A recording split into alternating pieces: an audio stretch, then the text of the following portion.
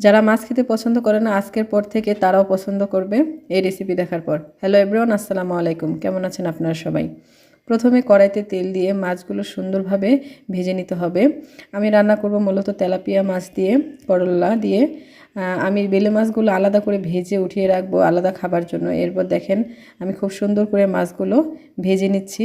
মাছগুলো ভাজা হয়ে গেলে আমি বাটিতে তুলে রেখে আলাদা করে ওই বেলে মাছগুলো তুলে নেব। এরপর আমি আস্তে আস্তে সব মাছগুলো ভেজে নিয়েছি। এরপর কড়াইতে আবার পরিমাণ মতো তেল দিয়ে পেঁয়াজগুলো সুন্দর করে উল্টে পাল্টে নেড়ে কষিয়ে নিয়েছি। এরপর পরিমাণ মতো আদা বাটা দিয়ে পানি দিয়ে হলুদ গুঁড়ো, মরিচ গুঁড়ো এবং লবণ দিয়ে ভালোভাবে কষিয়ে নিতে হবে যতক্ষণ না পর্যন্ত উপর থেকে তেল ভেসে ওঠে।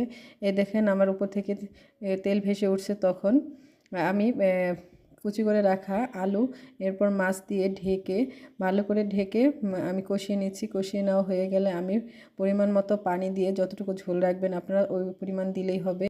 এরপর আমার মেন উপকরণ করলা দিয়ে দিছি। করলা দিয়ে আর ঢাকা যাবে না, তাহলে তিতো হয়ে যাবেন। এই দেখেন মাশাল্লাহ আমার রান্নাটা কমপ্লিট। আমার তরকারিটা দেখতে কতটা লোভনীয় লাগছে। আপনারাও চাইলে এভাবে বাসায় রান্না করে দেখতে পারেন।